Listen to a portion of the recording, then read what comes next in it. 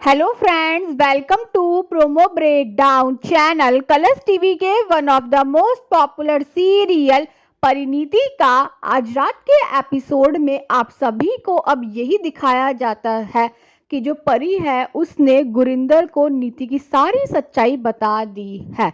परी गुरिंदर से यही कहती हुई नजर आती है कि मैं संजू और नीति की शादी नहीं होने दूंगी। और अब जो गुरिंदर है उसने तो परी से ये कह दिया है कि हम दोनों मिलकर नीति का पर्दाफाश करेंगे। पर जो परी है उससे तो ये बात पता ही नहीं है कि जो गुरिंदर है वो तो नीति के साथ मिली हुई है। और अब जो गुरिंदर है अब वो परी से यही कहती हुई नजर आती है कि तू अभी संजू को कुछ भी मत बता, जब मैं कहूंगी तो तभी उसे सारा सच बताइयो नीति का। और अब जो गुरिंदर है अब वो परी से ये भी कहती हुई नजर आती है कि पहले तू ये पता कर कि नीति सच में प्रेग्नेंट है या नहीं। और अब जो परी है अब वो लेने वाली है नीति का ब्लड सैंपल और अब रिपोर्ट भी आने वाली है। और अब परी को ये पता चलेगा कि जो नीति है वो प्रेग्नेंट है। और एपिसोड में अब ये भी दिखाया जाता है कि जो परी है वो तो अब गुरिंदर से एक बार फिर से यही कहने वाली है कि मैं संजू को नीति का सारा सच बता देती हूँ।